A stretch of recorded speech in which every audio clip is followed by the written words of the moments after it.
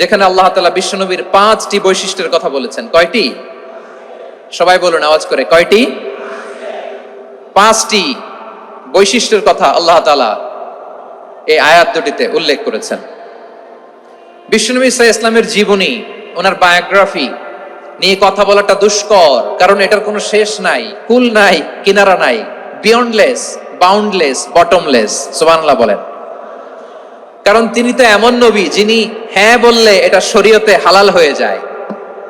নবীর মুখ দিয়ে যদি বের হয় হ্যাঁ, নাম, ইয়েস, তাহলে এটা হালাল। ঠিক কিনা বলেন? এ নবীর মুখ দিয়ে যদি না বের হয় যে না, নো, তাহলে এটা শরীয়তে হারাম হয়ে যায়।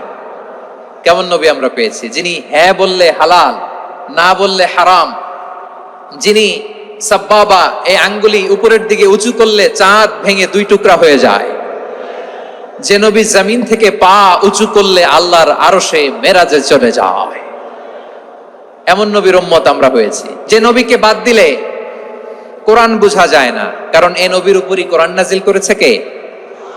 এ নবীকে বাদ দিলে হাদিস বোঝা যায় না, কারণ হাদিস তো এ নবীর মুখনিসৃত পবিত্র বাণী। সুবহানাল্লাহ পড়েন। এ নবীকে বাদ দিলে জান্নাত চিনা যায় না, কারণ জান্নাত তিনি চাক্ষুষ দেখে এসে আমাদেরকে মেরাজ শেষে বর্ণনা করে শুনিয়েছেন। এ নবীকে বাদ দিলে জাহান্নাম চেনা যায় না, এ নবীকে বাদ দিলে আমার রবকে চেনা যায় না। ঠিক কিনা বলেন? তো বিশ্বনবীর 5টি বৈশিষ্ট্যের কথা আল্লাহ তাআলা এই সূরাতে উল্লেখ করেছেন। আল্লাহ রাসূল সাল্লাল্লাহু আলাইহি ওয়াসাল্লাম যখন মক্কাতে দাওয়াত দিচ্ছিলেন, মক্কার কুরাইশরা নানাভাবে বিষ্ণু ঈসা ইসলামকে কষ্ট দিচ্ছিল, নানাভাবে ট্যাগিং করছিল, মিথ্যা অপবাদ দিচ্ছিল। কখনো কখনো তারা বিশ্বনবীকে বলছিল মিথ্যাবাদী, কাযযাব। কখনো বলছিল যে তুমি হচ্ছে জাদুকর, সাহের। কখনো বলেছে শায়ের, মুহাম্মদ তুমি কবি।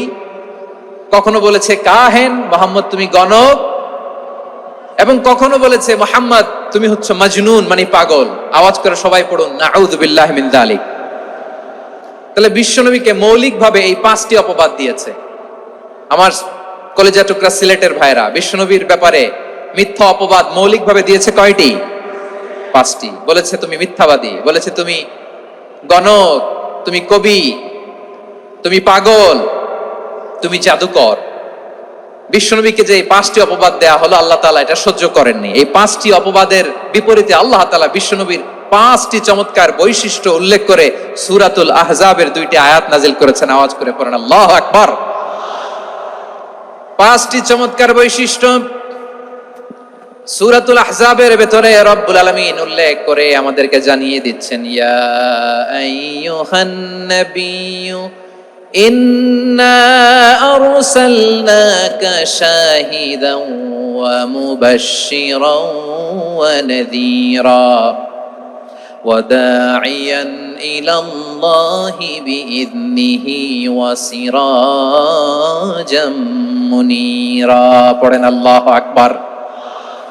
রব্বুল আলামিন ডেকে বলেন, ও নবী, নিশ্চয় আমি আপনাকে সাক্ষ্যদাতা রূপে প্রেরণ করেছি, সুসংবাদদাতা রূপে প্রেরণ করেছি, সতর্ককারী রূপে প্রেরণ করেছি, আল্লাহর দিকে আহ্বানকারী রূপে প্রেরণ করেছি, আর আলো দানকারী চেরাগ রূপে, প্রদীপ রূপে প্রেরণ করেছি। পড়েন সুবহানাল্লাহ।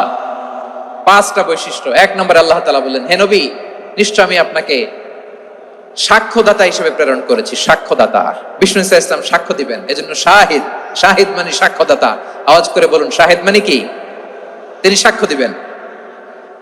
মুবাশশির, 2 নম্বর বৈশিষ্ট্য হচ্ছে তিনি মুবাশশির।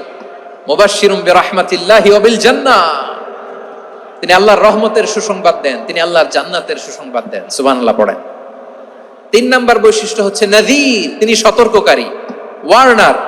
তিনি সাবধান করতে এসেছেন, রিমাইন্ডার দিতে এসেছেন যে আল্লাহর পথে যদি না চলো, শিরকি কাজ যদি না থামাও, তাহলে এমন আযাব আসবে আল্লাহর পাকড়াও থেকে তুমি বাঁচতে পারবে না। তিনি নাযীর। বিষ্ণু ঈসা ইসলামের 4 নম্বর বৈশিষ্ট্য হচ্ছে দাঈয়ান ইলাল্লাহ, তিনি আল্লাহর দিকে আহ্বানকারী। এই যে আমরা আমাদেরকে পরিচয় দেই যে আমরা দাঈ, বলি না? বলি যে উনি হচ্ছেন একজন দাঈ ইলাল্লাহ। বহুবচন আমরা বলি আদ-দুআত ইলাল্লাহ। এটা কোরআনের এই আয়াত থেকে এসেছে। সুবহানাল্লাহ পড়েন। ওয়া দাঈয়ান ইলাল্লাহি বিইذনিহি, আল্লাহর আদেশে বিষ্ণু ঈসা ইসলাম আল্লাহর দিকে মানুষকে ডাকেন। এবং বিষ্ণু ঈসা ইসলামের 5 নাম্বার বৈশিষ্ট্য হচ্ছে সিরাজাম মুনীরা, আলোদানকারী প্রদীপ, আলোকদীপ্ত প্রদীপ, যে আলো দিয়ে তিনি গোটা বিশ্বকে আলোকিত করেছেন। আওয়াজ করে পড়েন আল্লাহু আকবার। তাহলে মোট 5টি বৈশিষ্ট্য নিয়ে আমরা কথা বলবো বিশ্বনবীর। আওয়াজ করে বলুন কয়টি? 1 নম্বরে হচ্ছে শাহিদ, বিশ্বনবী সাক্ষী দিবেন। কি দিবেন? He will be witness for all prophets and for us. তিনি নবীদের উপরও সাক্ষী দিবেন, আবার উম্মতের উপরও সাক্ষী দিবেন। সুবহানাল্লাহ পড়েন।